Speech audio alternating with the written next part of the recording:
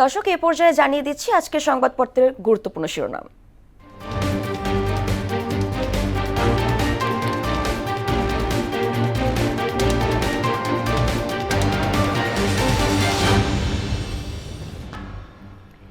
প্রথমে জানিয়ে দিব প্রথম আলো শিরোনাম।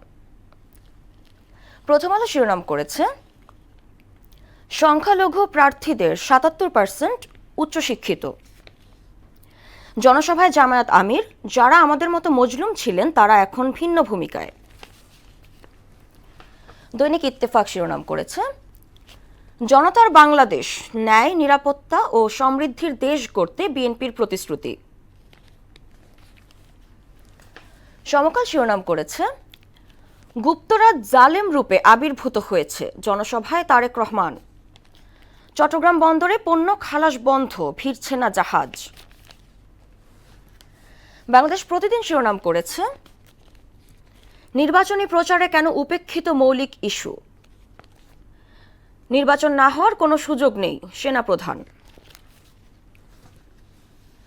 দৈনিক যুগান্তর শিরোনাম করেছে, শপথ পড়াবেন রাষ্ট্রপতি মনোনীত ব্যক্তি, সাবেক স্পিকারেও বাধা নেই। বরিশাল ও ফরিদপুরে তারেক রহমান, গুপ্ত সংগঠনের ব্যক্তিরা নতুন জালেম রূপে আবির্ভূত।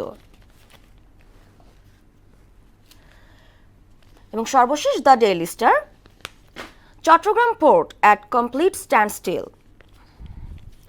Those once hidden are now oppressors. এই ছিল সংবাদপত্রের গুরুত্বপূর্ণ শিরোনাম।